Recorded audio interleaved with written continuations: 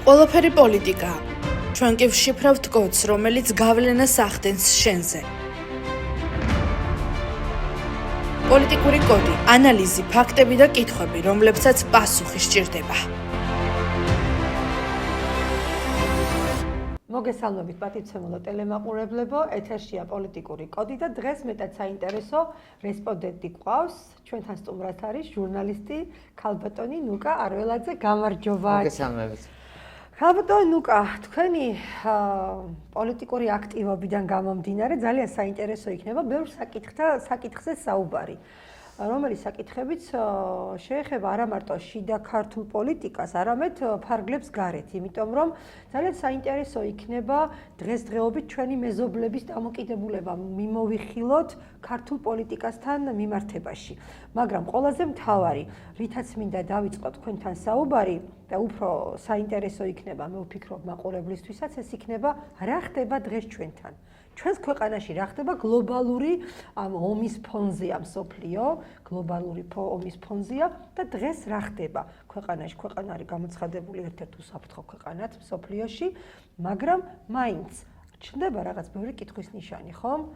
რა პრობლემები შეიძლება გაუჩნდეს ქვეყანას ამ გლობალური ომიდან გამომდინარე? ეს შეიძლება იყოს ეკონომიკური, შეიძლება იყოს პოლიტიკური და კიდევ სხვა, იმიტომ რომ მეზობელი ქვეყნებთან სხვა დამოკიდებულებაში არიან ის ქვეყნები, რომლებიც ომში არიან ჩართულები და რა სიტუაციაში შეიძლება აღმოჩნდეს საქართველო. მოგესალმებით, დიდი მადლობა მოწვევისთვის. რაც შეეხება ჩვენ შიდა პოლიტიკურ მდგომარეობას, რომელიც განსაზღვრავს ჩვენ საგარეო პოლიტიკასაც, ხო? ავტომატურად, იმიტომ რომ საქართველო არის ფაქტობრივად გზაჯვარე დინზე და ჩვენ წარმოვადგენთ გეოსტრატეგიულად ძალიან მნიშვნელოვან ქვეყანას. თუმცა ის, რაც ჩვენთვის მნიშვნელოვანია და აუცილებელია ჩვენი მეზობლებისთვის, არაფერს არ ნიშნავს პირიქით. იმათი ძალიან დიდი სურვილია, რაც ბოლო პერიოდის პოლიტიკამ დაანახა საგარეო პოლიტიკამ ქართულ ხალხს, რომ რაც შეიძლება ნაკლები მნიშვნელობის და ნაკლები სიმძიმის ქვეყანა ვიყოთ პოლიტიკურად. ეს აისახა ძალიან ბევრ რაღაცაში, თუნდაც ჩემთვის მიუღებელი, მაგრამ რეალობაში არსებული ეგრეთ წოდებული ტრამპ-ტრიპის რაღაცა ეს ილუზიებით, ხო, რაღაცა სომხეთი, აზერბაიჯანი, რაღაცა იქეთ-აქეთ. ეს ბადებს ეჭვს, რომ საქართველოში და პოლიტიკა იმდენად გაურკვეველ პროცესებს გადის და იმდენად გაურკვეველ რელსებზეა, რომ ჩვენ გარედანაც იგივე პასუხს ვიღებთ. ანუ უფრო დავაკონკრეტოთ. დავაკონკრეტოთ, მოდი რა, 24 წლის არჩევნების მერე მანამდე იყო ესეთი პირობა, ხო? რომ ქართული ოცნების მოსვლა ქვეყანაში განაპირობა რუსეთთან ურთიერთობების გაუმჯობესება. ეს იყო მთავარი პრიორიტეტი, რომ დალაგებული იყო ჩვენი პრობლემები. გასაზღვრა ქართული ოცნების გამარჯვება ნაცებზე, ზუსტად ეს იყო ფაქტორი, რომ ქართულ ოცნებას ზურგს უმაგრებდა რუსეთი, ესე ვთქვათ რა.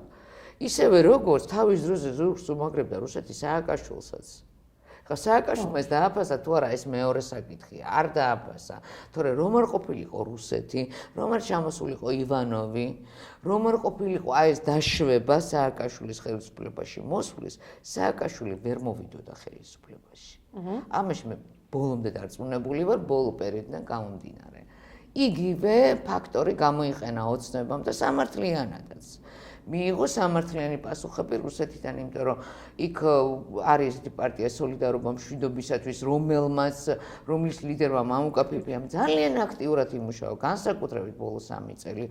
მოიხსნა სავიზო რეჟიმი, აღდგა ფრენები, ძალიან ბევრი ეკონომიკური ბენეფიტი მიიღო საქართველოს მოქალაქეებმა რუსეთში. გარდა იმისა, რომ თუმცა მოსახლეობამ ეს არ იცის. იცით რა არის? ძალიან ცოტა რაოდენობა შეიძლება. ცოტა რაოდენობამ იცოდა და უფრო მეტმა იცის უკვე. თუმცა ჩვენ რა გავაკეთეთ 24 წლის მერე, გუნდი რომელიც მე პირადად და დარწმუნებული ვარ, თქვენს აირჩიეთ. კი, ხო, ვიცხადებს ერთ კვირაში, რომ ჩვენ რუსეთთან არანაირ მოლაპარაკებას არ ვაპირებთ, რომ ეს არის წითელი ხაზები, რაღაცა და ფაქტობრივად იცით რა არის, გამოვიდა რომ ადამიანი რომელიც მივედი და შემოხაზე 51, იმიტომ რომ მე მინდოდა რუსეთთან ურთიერთობის, დიპლომატიური ურთიერთობების აღდგენა, ეკონომიკური ურთიერთობების გაღრმავება, სავაჭრო ურთიერთობების გაშლა, რაც ავტომატურად ქართველი გლეხის გამდიდრებას გამოიწვევდა. მოდით რა, აი მე მახსოვს ჩემ პატარა ბავშვობაში, აი 80-იან წლებში ესე ვთქვათ რა, რომ აი ტყემალიდან დაწყებული მწვანილებით დამთავრებული გაგანია კომუნიზმის დროს ქართველი კაცი რუსეთში აკეთებდა ბიზნესს. და იგივე ეს დასავლეთ საქართველოში მაგალითად დასავლეთ საქართველოში იყო ეს მწვანილი, ტყემალი, ჩამოგიდრო პროდუქტი, ხო, ციტრუსი, აჭარა იყო, მანდარინი სიტყვაზე, კახეთი და ეს იყო ყურძენი, ღვინო და ვაშლი და მაგათი რა ქართულ გლეხზე მდიდარი გლეხი საბჭოთა კავშირის დროს არ იყო. და ეს იმიტომ არა რომ ადგილობრივი ბაზარია, ხო, არა, იმიტომ რომ ჩვენ მთლიანად ძალიან დიდი რაოდენობის პროდუქტი გაგვქონდა რუსულ ბაზარზე. კი, რა თქმა უნდა. და რა თქმა უნდა, მე ამას მხარს უჭერ, იმიტომ რომ მე მინდა ქართველი კაცი გაძლიერდეს, მე მინდა ქართველი კაცი გამდიდრდეს. რატო არ მინდა მე ღარიბ ქვეყანაში ვიცხოვრო და სოფელი იყოს ქალაქზე დამოკიდებული. უკაცრავად რა იმ ბნელ 90-იანებში სოფელმა გადაარჩინა ქალაქი. კი, ნამდვილად ეგრე იყო. ძალიან ბევრი ადამიანი, ეს მერე და მერე უკვე, როდესაც ძალიან ეს ევროპული რაღაცეები დავიწყეთ, ჩვენ და ინტეგრაციები და სოფელმა ფასი დაკარგა და ნახევარი სოფელი სავაჭრო ჩამოვიდა დედაქალაქში. განვითარებულია, ზე განვითარებული. ხო, რა თქმა უნდა, იმიტომ რომ შენ რაში ჭირდები ევროპას განვითარებული? შენ არ ჭირდები არც ევროპას, ევროკავშირს, არც ამერიკის შეერთებულ შტატებს, არც ამ ჩრდილოატლანტიკურ ალიანსს განვითარებული ძლიერი და უსაფრთხო ქვეყანა არ ჭირდები, იმიტომ რომ ამ შემთხვევაში ძალიან რთული სამართავი ხარ. და ისე იმასაც ხვდებიან, რომ ქართულ კაცს მადლიერების გრძნობა არასდროს არ უქრება. კი, მოხდა ეს 90-იანები, იყო, ოღონდ მარტო ჩვენთან არ იყო, ეს პრობლემა იყო რუსეთშიც. ლიბერალების პრობლემა დღემდე დგას რუსეთში. დღემდე მინდის იქ ხო ეს ყველაფერი ორმაგი თამაშები, ორმაგი სტანდარტები და თვითონ რუსული პოლიტიკა, ეს პრეზიდენტის ადმინისტრაციის პოლიტიკა დღესაც ამ პრობლემის წინაშე დგას. და სადაც რუსეთი დგას, ჩვენ რა ვიდგეთ, ეს არაფერი გასაკვირი არ არის, მაგრამ მე რო არჩევანი გავაკეთე ქართულ ოცნებაზე, რომელმაც მე არ უნდა დამიკარგოს გარანტი უსაფრთხოების რუსეთის მხრიდან, მე ყველა გზას მიკეტავს. და როგორც მოქალაქეს მაყენებს საფრთხის წინაშე, რომ მე გავხდები თურქეთის ლუკმა პოლიტიკურად, მე გავხდები სასომხეთის ლუკმა პოლიტიკურად, მე გავხდები აზერბაიჯანის ლუკმა პოლიტიკურად. დღემდე კითხვის ნიშნის ქვეშ დგას გარეჯის საკითხი. არავინ ჩვენ პასუხს არ უაზროს რა ხდება გარეჯზე. ეხლა ვიღაცა არ ყოფილა გარეჯში და არ იცის იქ რა ხდებოდა წლების უკან. მე მაგალითად 15 წლის უკან რო ვიყავი, სულ სხვა სიტუაცია იყო და 5 წლის უკან რო ვიყავი, სულ სხვა სიტუაცია დამხდა. უკაცრავად რატო? რამ შეცვალა? აქაც სააკაშვილია დამნაშავე, მაშინ მითხრან რაშია სააკაშვილი დამნაშავე. მაშინ მითხრან რატო არ მივიდა ბოლომდე გარეჯზე დაწყებული რუქების საქმე. რატომ არ მოხდა ეს დემარკაცია ბოლომდე? ალიევ ჩვენ მეგობარი თუ აგერავი ლამის ხალხი გაასახლეს სახლებიდან, იმიტომ რომ ნუ ჰეიდარ ალიევის კულტურის ცენტრი არა, მე კულტურის ცენტრების წინააღმდეგი არა ვარ. მაგრამ მაინტერესებს ბაქოში ქართული კულტურის ცენტრი არის? მე არ გამიგე. თუ გავიგებ, პირველი ვიქნები ვინც სტაჟს დაუგრავს ჰეიდარ ალიევს და მის შვილს იმისთვის, რომ საქართველოს დაგვიფესეს. მაგრამ არ არის. ესე არ ხდება. უკაცრავად ახლა ერთი-ორი ბიზნესმენი ბაქოში გამდიდრდა, ეს ჩემი პრობლემა არ არის. არც ჩემი სიხარული არ არის. კარგია, იმ ოჯახებს შეემატა. მაგრამ მე ქვეყანა არ უნდა დამიზარალო. იმიტომ რომ კიდევ ვიძახი, მე არა ვარ კულტურის ცენტრების წინააღმდეგი, მაგრამ გაშლილი ტერიტორიის მეტი რა არის ამ ქვეყანაში, არ აბანო თუბანში არ წამომიჭიმო. მართლა მაინტერესებს, აი, აზრი, მიზანი ამ ყველაფრის რა არის? ხო არ გადავცეთ, ცოტა ხანი თბილისი ალიევს მაშინ. ეს ხო არ გავაკეთოთ. აი, მე ადამიანს, რომელსაც აი ეს სარკასტული კითხვები მიჩნდება, ეს იმას ნიშნავს, რომ შიდა პოლიტიკაში ჩვენ პოლიტიკა არ გაგვაჩნია. და უბრალოდ რაღაცა სტრაფარეტული ფრაზებით გველაპარაკება. ყველა მინისტრი, მათ შორის საგარეო საქმეთა მინისტრი, რომლის განცხადებებმა ფაქტობრივად აი რა დავარქვა ამას. ქვეყანა დააყენა ძალიან დიდი საფრთხის წინაშე, ჯობდა ჩუმად ყოფილიყო. რას გულისხმობთ? რა საფრთხეს გულისხმობთ? აი მარია ზახაროვას პასუხი, ხო? და საკმაოდ ადეკვატური პასუხი, იმ არაადეკვატურ განცხადებებთან, რაც გააკეთა ჩვენმა საგარეო საქმეთა მინისტრმა მაკა ბოჭორიშვილმა. რა სიტყოდა რუსეთის პოზიცია როგორი იქნებოდა, რომ უკაცრავად გვაპატიეთ, ეხლა იცით რა, ეხავე გავიყვანთ ჯარებს, ეხლავე გაგითავისუფლებთ ტერიტორიას, რომ ნატოს ჯარები, თურქული ჯარები ჩადგეს საქართველოში? ანუ როგორ ფიქრობთ? ჩვენ რა გარანტია გვაქვს რუსეთმა, რომ ვთხოვთ, მე არ ჯარების გაყვანას. ჯარების გაყვანას რო ვთხოვთ, ტერიტორიების დაბრუნებას რო ვთხოვთ. აი ჩვენ რა გარანტიას ვაძლევთ საკუთარ სახელმწიფოს და ხალხს, რომ ამის მერე ქვეყანა უარეს მდგომარეობაში არ ჩავარდება და გარეჯის ისტორია ყველა ჩვენ სასაზღვრო ტერიტორიაზე არ განმეორდება. რა გარანტიას მაძლევენ? სად არის ეს გარანტიები? შეიარაღება გვაქვს, მართლასასწაული იარაღი გვაქვს. ჩვენი ეშინია თურქეთს, აზერბაიჯანს და სომხეთს და თავზე ხელს გადაგვისვავენ? როგორც ქვეყანას გვაღიარებენ, სტრაფარეტული ჩვენ ვაღიარებთ საქართველოს ერთიანობას, უკვე აღარაფერს ნიშნავს. იმიტომ რომ ფაქტები ცოტა სხვა რამეზე საუბრობს. აი, თქვენ თვითონ შეეხეთ საკითხს, რომელზედაც მე მინდოდა თქვენთვის მეკითხა. რა არის საჭირო იმისთვის, რომ დაალაგდეს ქართულ-რუსული კონფლიქტი? უდაოდ ერთ დღეს აუცილებლად ამას ყველა ქართველი იტყვის და ამაზე უნდა შევჯერდეთ, რომ რუსული ჯარები უნდა გავიდეს საქართველოდან, საქართველოს უნდა დაიბრუნოს ტერიტორიები, მაგრამ მანამდე, სანამ აი ეს ყველაფერი მოხდება, რა არის იმისთვის გასაკეთებელი? ორივე საქართველოს მხრიდანაც და რუსეთის მხრიდანაც. ანუ ორ მხრივი უნდა იყოს საქართველოს. აი რა არის საჭირო ამ ყველაფრისთვის? რა უნდა გავაკეთოთ ქართველებმაც? რა ნაბიჯი უნდა გადადგას აი თქვენი გადმოსახედიდან? როგორ ფიქრობთ ამ ყველაფერს და რა არის გასაკეთებელი მათი მხრიდანაც? ანუ ეს ორი ქვეყანა, ამ ორმა ქვეყანამ რა უნდა გააკეთოს იმისთვის, რომ იმ კალაპოტს დაუბრუნდეს ყველაფერი, რა კალაპოტშიც იდგა? ან უფრო უკეთესი კალაპოტი შეიქმნა. რა თქვა, ან ხო, ან უკეთესი ვარიანტი. საქმე რა შეეცით ჯარების გაყვანაზე, სანამ ვილაპარაკებთ, მე პირიქით მაგალითად. ნუ ეხლა ალტერნატივა დღეს ეგ არის, რომ ჯარები გაიყვანონ. ჯარები რო არ იდგას საქართველოს იმ ტერიტორიებზე, რომელიც დროებით არ არის ჩვენი იურისპრუდენციის ქვეშ, მოდი ესე დავარქმევ, იმიტომ რომ ოკუპაცია ცოტა სხვა რამეა. ოკუპაცია ნიშნავს იმას, რომ სიტყვაზე ადამიანმა შემოვიდა, დაგიპყრო და წაგართვა.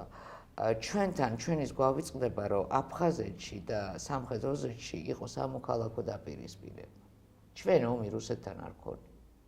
2093 წელს 27 სექტემბერს დასრულდა. ჩვენ არა, ომი რუსეთთან არ გქონია. ჩვენ გავიხსენოთ რატომ დაიწყო დაპირისპირება აფხაზეთსა და სამხრეთ ოსეთში.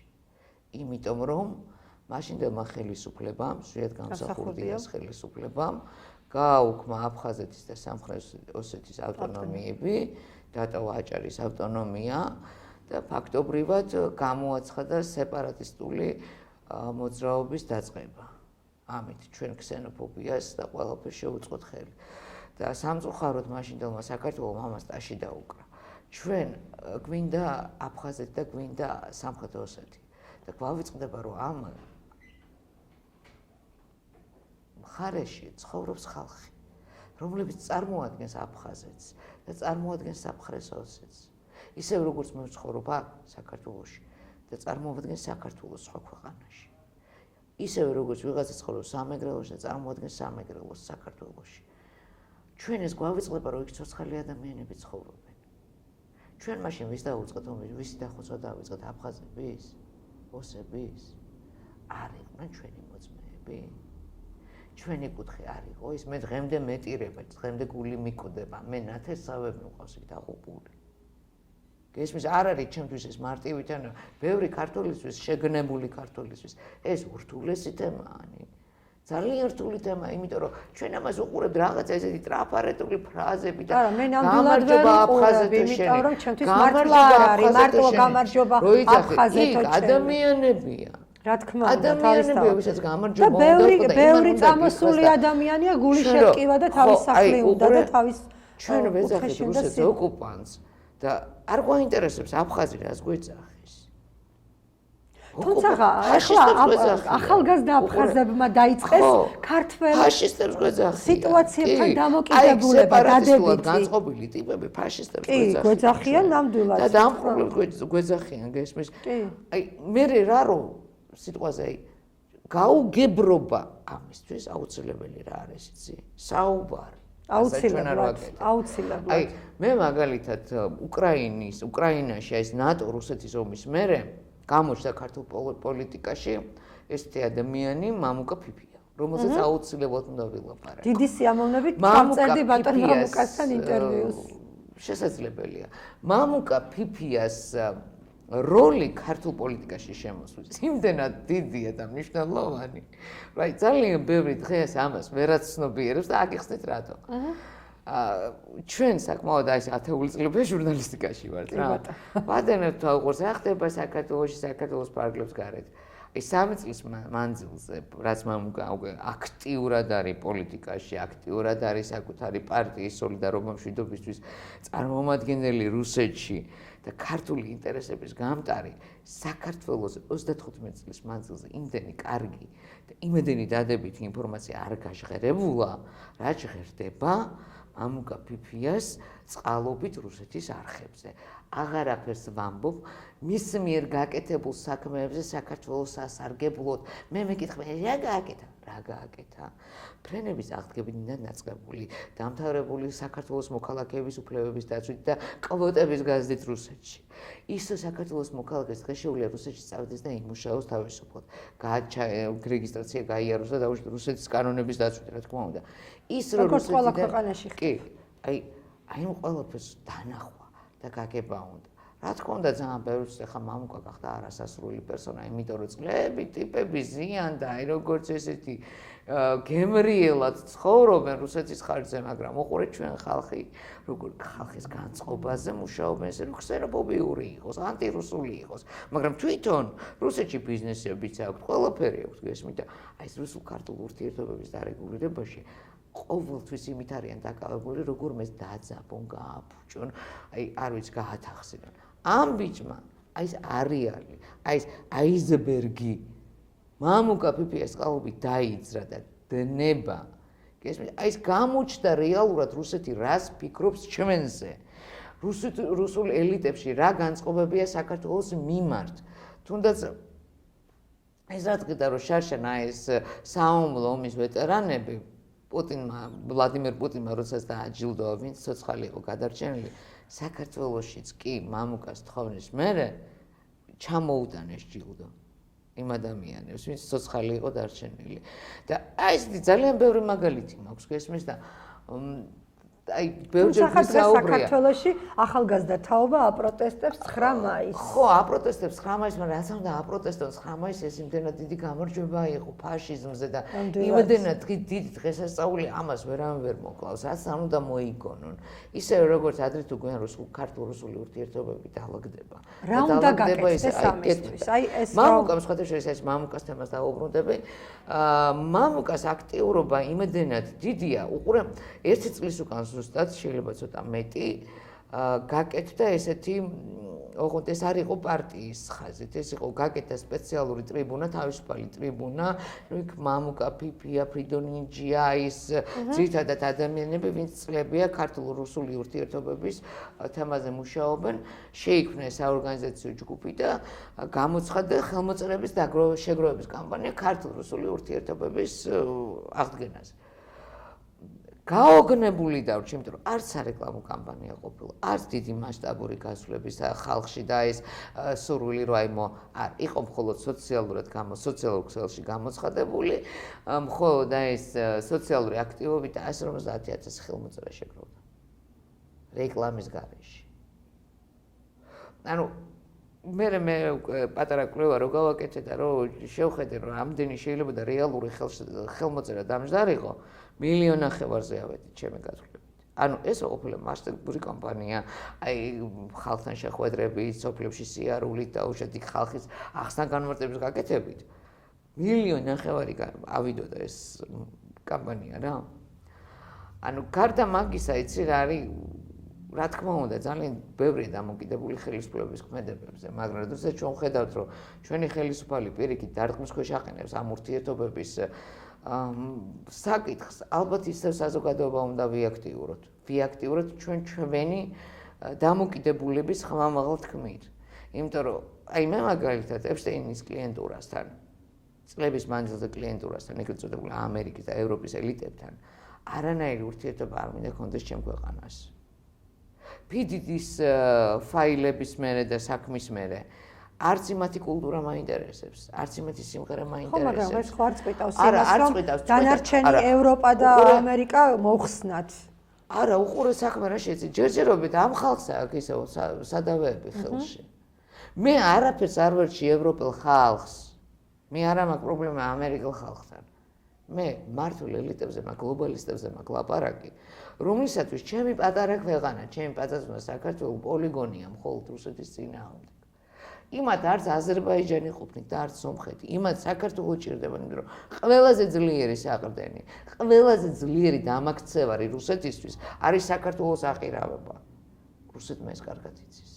იმიტომ რომ ჩვენ რუსეთისთვის, როგორც ჩვენთვის არის რუსეთი ხა ფასეული პარტნიორი, ჩვენი ადგილმდებარეობა რუსეთისთვის ვართ მნიშვნელოვანი. არა მარტო რუსეთისთვის, ზოგადად არა, ახლა ჩვენ გეოლოკაცია ქართულ-რუსულ ურთიერთობებზე რო ვლაპარაკობთ, რუსეთისთვისაც ვართ მნიშვნელოვანი. აუცილებლად. იმიტომ რომ ყურე საქართველოს აფეთქდება ჩრდილოეთ კავკასია. კი.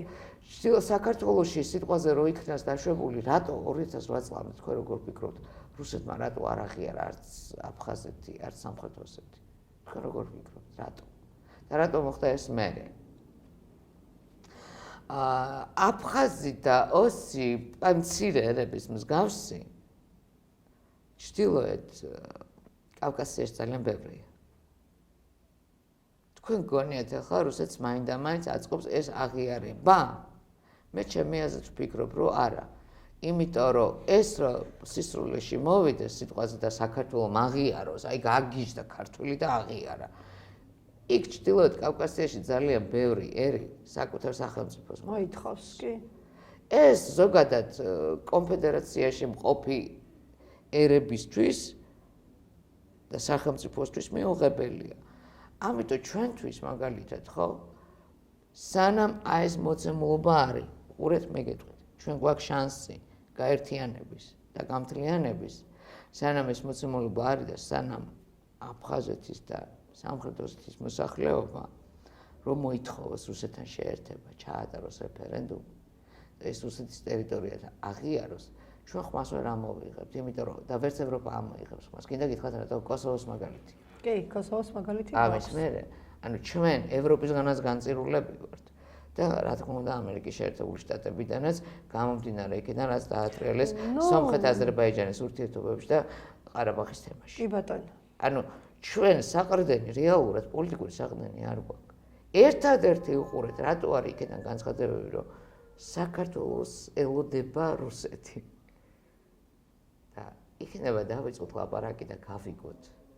ვინ უნდა ილაპარაკოს? მოდი მაშინ ესე დავსვათ კითხვა. ვინ უნდა ისაუბროს რუსეთთან?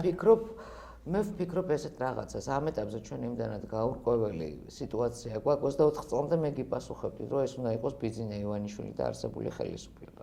რატომ დღეს არ შეუძლია ბატონ ბიძინას რომ ეს თემები მე არ ვიცი ბატონი ბიძინას პოზიცია დღეს. უყურე, მე ვიცი კობახიძის პოზიცია და არ მივესალმები. მე ვიცი მაკაბუჭურის სულის პოზიცია და არ მივესალმები, იმიტომ რომ ჩემთვის ამათი პოზიცია გაიგივებულია მიშა სააკაშვილის პოზიციასთან და ამ კონტექსტში ერთ ხაზს ვხედავ, მაგრამ მე არ ვიცი ბიძინა ივანიშვილის პოზიცია. საპატიო თავმჯდომარეა. სიტყვაზე ხა პოლიტიკური წონა აქვს, მაგრამ გამომდინარე აქედან, იცი რა, მე ვერ გეტყვი. წარმოდგენა არა მაქვს, იმიტომ რომ მე მაგალითად 24 წლის არჩევნებამდე ბიძინა ივანიშვილმა მითხრა, რომ ჩვენ მზად უნდა ვიყოთ, რომ ერთმანეთს ბოდიში მოუხადოთ. თუმცა აქ იყო ლაპარაკი, რომ ჩვენ მარტო ბოდიში უნდა არა. იქ იყო ურთიერთობის აღდგენის დაწყებაზე ერთმანეთის პატიებით, ხო? და იყო ძალიან ბევრი დამაიმედებელი განცხადება 24 წლის საპარლამენტო არჩევნებამდე. ბატონი ბიძინასთვის ეს სიტუაცია მის უყურე განრიგში და ელოდება რაღაც იმ ხელსაყრელ მომენტს, რომ გადადგას ეს ნაბიჯი ამ ადამიანმა. იმედი მაქვს, ზუსტად მაგის იმედი მაქვს. ხო ეს არის რაღაცა მართვარი ადამიანია იმისთვის, რომ იცის რა უნდა, კი, ძალიან ჭკვიანია და იცის რა უნდა გააკეთოს. ზუსტად თავის დროზე ფორმირებული მოქალაქისთვის, ესე ვთქვათ, რა ძალიან ბევრი მხრიდან ჩემთვის ზუსტად ეს არის ключевой вопрос, რომ იტყვენ აი ქართულად არ ვიცი ეს როგორ თქვა. ключевой вопрос იმისთვის, რომ მე ვიფიქრო. მე დღეს მაგით ვერ ვფიქრობ. ხო არა, იმიტომ რომ ჩვენ გადავხედოთ ბატონი ბიძინას წარსულს, მან ჩვენი ქვეყნისთვის ძალიან ბევრი რამე გააკეთა. 2024 წლამდე რაც გააკეთა დადებითი ტენდენციები რაც შეინიშნებოდა და რაც აშენდა ქვეყანაში, იმ ინერციით მოვდივართ ბოლო 2 წელია. ბოლო 2 წელი ერთი პროექტი დამისახილეთ რომ ვინც დაიწყო. მიმდინარეზე არა მაგლაპარაკი, რომელიც დაგვირდნენ და დაიწყო. არა ხო? არ გახსენდება. არც გამომდინარე აქედან მე მაქვს გარკვეული ეჭვები თუ გარკვეული ფიქრები იმასთან შედარებით რა შეიძლება განვითარდეს და რა შეიძლება მოხდეს. მე შეგნებულად თავი ავარიდე შიდა პოლიტიკაში რაღაც გარკვეულ ნიuansებზე ლაპარაკს ეხლა ამ ეტაპზე.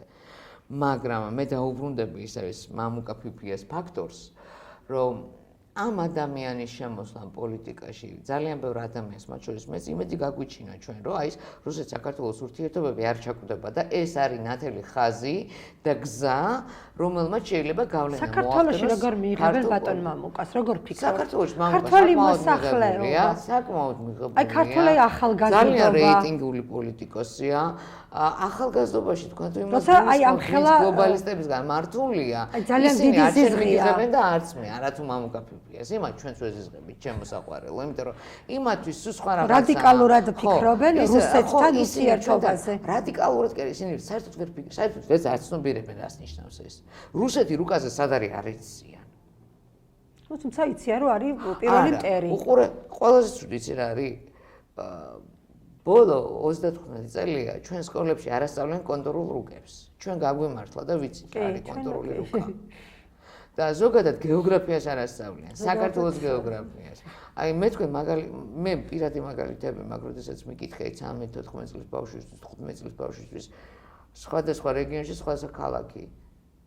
რეგიონში რომელი ქალაქი რომელს წარმოადგენს არ იციან. განათლების სისტემა რომ ნულზე გვაქვს ამაზე ვთანხმდებით. უბრალოდ გითხეთ, უბრალოდ აი ეცადეთ ეს დატესტოთ თქვენს. ძალიან გაუგნებული დარჩებით, იმიტომ რომ მე დავრჩი. ხო, ნამდვილად სიურპრიზია ხა ეს ჩემთვის. კი, ნამდვილად არ ველოდებოდი ისეთ პასუხებს, რაც მივიღე, ჩემ და სამწუხაროდ. ჩვენმა ბავშვებმა საქართველოს რუკა არ იციან, არათუ მსოფლიო რუკა. არათუ ჩვენი ბავშვებმა პოლიტიკოსებმა არ იციან, დეპუტატებმა არ იციან, ნუ გადამრიენი, ნუ კარგი რა. ბავშვებზე მაქვს პრობლემა. თლაც ეგრეც რაღაც. აბა ეხლა ალდო ხუდუშავა რო იტყვის, რომ მარია ზახაროვას განცხადება ჩვენზე არანაირ გავლენას არ მოახდენს, უკაცრავად. მარია ზახაროვას ცოდნის და ინტელექტის დონე რო კონდეს ხუდუშაურს, ამ პასუხს არ გასცემდა. ნუ ვფიქრობ ზოგადად პოლიტიკოსმა ცოტა მოზომილი ის უნდა კონდეს რა. ხო, დაალაგებული რა და ის რო აცით რა, მე შენ თუ მიცხადებ რუსეთს მტრად, გამომიცხადე თურქეთიც მტრად. გამომიცხადე სომხეთიც მტრად და გამომიცხადე აზერბაიჯანიც მტრად. იმიტომ რომ ჩვენ ყველასთან გვაქვს სადავო ტერიტორია. აუ ყველასთან აბსოლუტურად კი. თუ ამას არ აკეთებ, კეთილი ინებე და იპოვე პოლიტიკურად დიპლომატიური სიტყვები, რომ ჩემი ქვეყნის, ჩემი სამშობლოს მდგომარეობა დარეგულირდეს ამ საშინელ გლობალური კატასტროფის წინაშე მდგარ მსოფლიოში.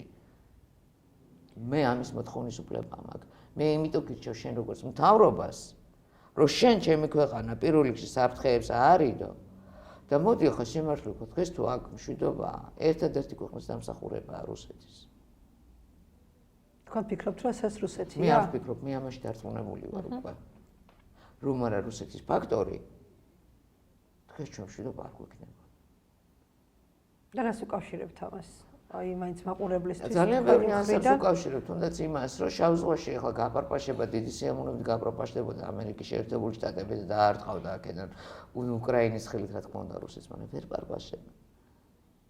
ეხლა შავ ზღვაში რომ შემოვიდოდა და სიტყვაზე აქ რუსეთი რო არა, რუსეთის ფაქტორი რო არა, პოლიგონა თქვენ გონიათ არ გამოიყენებდნენ საქართველოს. ჩვენ არ მივეცით უფლება. იყო მაგის მცდელობა, რომ საქართველოს ჩათრეული ყოფილიყო. უფლება რომ იგეცა რა, ვინმე გამოგაყებინებინებდა, პროსტო დაგბომბავდა. რა თქმა უნდა არ მიცემდი უფლებას. რა თქმა უნდა. ეხლა უკრაინაში თუ სიტყვაზე იქ გაშლილი ომია 1000 კილომეტრზე, შენ 860 კილომეტრი მარტო საზღვარი გაქვს რუსეთთან. და ზუსტად 3 საათიანი გეგმა აქვს საქართველოში საშიშროება რომ შეიქმნას სიტყვაზე რუსეთის უსაფრთხოება რომ შეექმნას საშიშროება საქართველოში 3 საათში საქართველოში ყველა ლოჯისტიკური ის იქნება ლოკალიზებული რომ უცხო არ შემოვიდეს და რუსეთის საშიშროება ჩვენზე კი არ იფიქრებენ ხო ამ შემთხვევაში საქართველოზე კი არ იფიქრებენ რუსეთს და ჯერ ამ ეტაპზე საქართველოზეც ფიქრობენ მე კიდევ ვიმეორებ მე არ ვიძახი რომ მარტო ჩვენთვის არის რუსეთის სტრატეგიული პარტნიორი უნდა იყოს. ჩამენს რუსეთის მნიშვნელოვანი ქვეყანა ვართ. არ არის მარტო აფხაზეთის საკმარისი, არ არის მარტო ოსეთის საკმარისი. რა თქმა უნდა ჩვენთვის ეს და მოდი რა ეკონომიკურად შევხედოთ ახლა 35 წლის მანძილზე თუ დასავლის და გლობალიზების საქართველოს სიკეთე უნდა და საქართველოს ეკონომიკურ აღმშენებლობას წინ არაფერი არ უდგა. ძალიან მარტივია ჩვენი ქვეყანა, რომ ფიზიკურად გამართო. ევროპის ძალიან ბევრ ქვეყანაში გადის ქართული ღვინო. ამაზე ვისაუბრებთ. თუმცა ვიტყვით და ვისაუბრებთ იმასაც, რომ ტურიზმი დღეს მოწოდების სიმაღლეზე დგას ქვეყანაში და საქართველოს უკვე მთელი მსოფლიო იცნობს და ბევრი ვიზიტორი ყავს ქვეყანაში. ანუ არის რაღაც საკითხები, რასაც შეგვიძლია ისაუბროს სახელმწიფომ. რა თქმა უნდა, მე ერთმა დაგვიფაროს, ეგ რო არ იყოს, რას ლაპარაკობ. მე ვლაპარაკობ, ჩემი აღშფოთება და ჩემი კრიტიკა არის იმაზე, რომ ის, რაც 2 წელია, ხო, ვიძახი, ახლა ვერ გავიგე ჩვენ მოგწონს ის არაბული პროექტები, რაზეც ტაშმანდური გვიკრეს? მე არ მომწონს. თუმცა იყო ახსნა ამაზე, რომ ეს არ არის აქ ინვესტიციები იდება და 33%-ო ჩვენიო და ამით მეტრაბახება, როცა ელემენტარული სურო ბიზნესის კანონები არ იცოდე, იცი რომ 51% საკონტროლო პაკეტი თუ არ გაქვს, შენი ხმის უფლება არაფერზე არ გაქვს.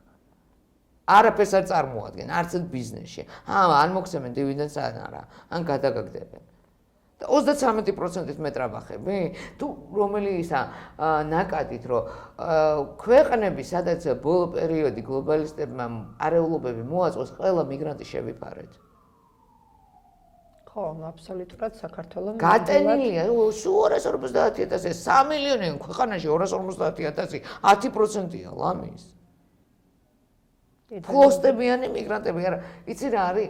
არ მინდა მე ჩემი ქვეყანა გაივსოს იმ მიგრანტებით, რომელიც ჩემ ქვეყანაში მოუმატებენ კრიმინალურ სიტუაციას, გაიგე გაამრავლ და რომელიც სიბინძურას შემოიტანენ რა.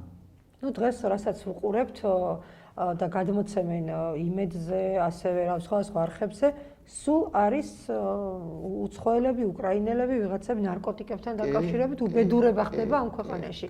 აბსოლუტურად ყველა შემოსული მიგრანტი არის დაკავებული ნარკო ვაჭრობით. იმიტომ რომ ჩვენ საზღვრები გავუხსენით ისეთ ქვეყნებს, რომელთანაც არ უნდა გაგვეხსნა საზღვარი, ბოლო 17 ქვეყანა რა იყოს ჩამონათვალში. თუ გახსოვთ, მე ძალიან ახსოვდება ყველანი და იქო რას ლაპარაკობ, იქო რაღაცა ქვეყანაში, რაღაცა პასპორტი. ვინ დაუწყებს ვის პასპორტის ყურება, სად არის დამყოფი და სად არა. 17 ისეთ ქვეყანას გავუხსენით საზღვარი, რომელსაც ყველა უკეტავს რიგობით. და არ ვიცი, იცი და ამაზე მაქვს მე პრობლემა იმ არსებულ ვითარებაზე მაქვს, რომელმაც მე უმოქმედო გამხადა. რომელმაც სატელევიზიო სფერო და მედია სფერო რაღაცა აი ერთი მხარეა და ერთ ხმაში ლაპარაკობს, მეორე მხარე და ერთ ხმაში ლაპარაკობს. განსხვავებული აზრი აღარ აქვს. რომელი არის ხო თქვენი ტელევიზია სიტყვაზე, ის რაღაცა აი ეს ტელევიზია, ჩვენი ტელევიზია ესე ვთქვათ, რომელიც აი რაღაცა ცდილობს, რომ აი გადარჩეს და დარჩეს დააკვირდი, გაოგნებული დარჩები რა. და ამიტომ არ გადავაგდეთ სააკაშვილი? ჰა? ხო. იმიტომ რომ სიტყვაზე ადამიანს რომ ყველაზე ცუდი იცი რა არის აი საქართველოში არ იმუშავა ამან სააკაშვილის შენ რო გინდა რომ სისტემის მუშაობა გამართო საზოგადოებაში შიშის ფაქტორის დანერგვით საზოგადოებას ვერ შეეშინა შეიძლება თან ცილა ჩვენ შეშინებულები ვართ უკვე გადაგვიარა ხო ანუ რას ვიძახი იცი რას მოლის მომაი სააკაშვილმა ეს რაღაცა აი მოუმზადებლები რო ვიყავით მოდი ჩვენ ისევ რუსულ თემებს რუსეთ-საქართველოს ურთიერთობებს დავუბრუნდეთ მე ვფიქრობ აი როგორ ვფიქრობთ ახალგაზრდები რომლებიც დღეს საქართველოში აი ესეთი განწყობით არიან რუსეთის მიმართ აი ძალიან აგრესიული განწყობაა ხო ამას ყველგან ვაწყდებით და არც სოფლიო დღეს აღიარებს უამრავ რუს ბუნდერას ხო დღეს მათ არც ისტორია არც კულტურა არაფერი აღარ აინტერესებთ აგრესია აქვს ყველაფერში როგორ შეიძლება ამ ადამიანების სწორი გზით მიმართულებით დაყენება სწორი გზაზე როგორ შეიძლება ეს ადამიანი დავანახოთ ანუ ჭეშმარიტება რაშია თქვენ ხო იცით საქართველოში ყველაზე დიდი ილუსტრაცია არის ქორწილები და ტირილები. ნებისმიერი ქორწილი ხა იქ ხოიო აკაცუკიც არის და არა აკაცუკიც ხო სანათისაოს ხო ვერ გაჭრიან არა? ნამდვილად. და ნებისმიერი ქორწილი მთავრდება რუსული სიმღერით და ტაშმადურით. და ისე კარგად შეყვავენ ეს აკაცუკების და არა აკაცუკების ერთად. არა ხო ნუ შეიძლება რა თქმა უნდა. მე ამით ისე თქვა მინდა იცი? როდესაც არ იქნება მიზანმიმართული ქსენოფობიური ანტირუსული კამპანია, ეს ძალაუნებურად ალაგდება. მე ამაში პრობლემას ვერ ვხედავ. უბრალოდ ეს მთავარი ნება, იცი რა, აბა შენ გახსენი ქართული ეთერები რუსეთის არხებისთვის. აბა შენ გახსენი რუსეთის კულტურის წარმომადგენლებისთვის ჩვენი ეთერები. აბა გაუშვი რუსეთში ქართული კულტურის წარმომადგენლები და ჩამოიყვანე იქიდან. თუმცა ვინც არის ყველა წარმატებულია და უდიდეს პატივს ცემენ. და ნუ ამბობენ ადამიანები რომ მათ იგრძნეს რა არის იყვნენ ხელოვნებაში. ეს ნუ ფაქტია და მას უყურებთ და ვხედავთ. კი. მათ ყველა სფეროში იგრძნეს. თავარი პოლიტიკური ნება. პოლიტიკური ნება. აი უყურე, ელემენტარული ხა ჩვენ გვაგვედნიერება, რომ ამ ტელევიზიას აქვს აკრედიტაცია რუსეთის საგარეო საქმეთა სამინისტროში. მაგრამ არც ერთი რუსული არხის აკრედიტაცია არ არის საქართველოს ოფიციალურ უწყებებში. რატო? აი მე მაგ კითხვა, რატო არ უნდა დაუშვეს შენ პრესკონფერენციაზე პრემიერ-მინისტრმა რუსული არხების წარმომადგენლები ძალიან მაინტერესებს. საინტერესო კითხვაა ნამდვილად. რატო არ სვავენ კითხვას ჩვენთან რუსეთის ჟურნალისტები? რატო არ აქვთ უფლება იყვნენ პრესკონფერენციებზე? საინტერესო კითხვაა ნამდვილად. ისინიც მედიის წარმომადგენლები არიან და სოფლიო მედიის მე თუ გამიხსნა რუსეთმა როგორც ჟურნალისტი. მე თუ გამიხსნა რუსეთმა როგორც ჟურნალისტი იქ. ჟურნალისტი შეუძლია იყოს ყველგან. მე ესე ვფიქრობ და უნდა იყოს ყველგან. მე თუ ვარ იქ რუსეთის საერთაშორისო ორგანიზაციის ხალხთა ერთობის წევრი, ეროვნული ერთიანობის წევრი. კლუბის. აი, რატო არ უნდა გქონდეს იგივე შესაძლებლობა რომ ჟურნალისტებს საქართველოში? ძალიან საინტერესოა ის სადაა ჩემი დემოკრატია მაშინ? ის არის ჟურნალისტი და მას აქვს იმის უფლება რომ ყველა ქვეყანაში გააშუქოს. აქ არის თურქია, აზერბაიჯანი, აქ არის აზერბაიჯანის ჟურნალისტები საერთოდ ბიზნესურაც მიწვავენ და ამაზე თურმე 21 ჯერ გაუკეთებია ტიპს და ეხლა ხან დაადეპორტეს და აქამდე რას ელოდებოდნენ? რატომ იცეს ამის შესაძლებლობა? ამის უფლება საერთოდ რა თქმა უნდა თუ კაც რომელმაც უამრავი დაადეპორტეს და იქ აზერბაიჯანში აწამებენ ერთ საათში გაუშვეს. სახშია. ანუ შეთანხმებული იყო? რანაირად უნდა აი ძალიან ბევრი ესეთი რიტორიკული კითხვები მაქვს ცოტა სარკაზმში გადასული, მაგრამ მაქვს. აი მე როცა გავიგებ რომ ოფიციალური სტრუქტურების აკრედიტაციაზე დაშვებულია რუსი ჟურნალისტები, მე ვიქნები ბედნიერი. ეს იქნება ერთ-ერთი წინ გადადგმული ნაბიჯი ჩემი ქვეყნის მხრიდან რუსეთის მიმართ. ვფიქრობ საინტერესოც იქნება და საინტერესოც იქნება რა პასუხს გაცემს. აი ეს არის, აქედან იწყება ყველაფერი. აი აქედან იწყება ყველაფერი. აი კითხვის პასუხი რა არის საჭირო რუსულ-ქართულ ურთიერთობებში? ეს არის საჭირო. გახსნა თემების საჭირო. სითამამია საჭირო. პასუხის შებრუნებაა საჭირო. ჟურნალისტების მხრიდან პირველ რიგში ახლა კონკრეტობია ჩვენავად საჭირო მედიატორები იმისთვის, რომ- საზოგადოებასა და ხელისუფლებებს შორის. ნამდვილად გეთანხმებით, ამაში ძალიან საინტერესო იყო თქვენთან იმედი მაქვს საუბარი. ჩვენთვისაც. მე ვფიქრობ, რომ ჩვენ კიდევ არაერთხელ შევხვდებით. ნამდვილად. ამით გემშვიდობებით პატივცემულო მაყურებლებო, მომავალ პარასკევამდე პოლიტიკური კოდი გემშვიდობებად ნახვამდის. ნახვამდის. ყველაფერი პოლიტიკაა. ჩვენ კი ვშიფრავთ კოდს, რომელიც გავლენას ახდენს შენზე. პოლიტიკური კოდი, ანალიზი, ფაქტები და კითხვები, რომლებსაც პასუხი სჭირდება.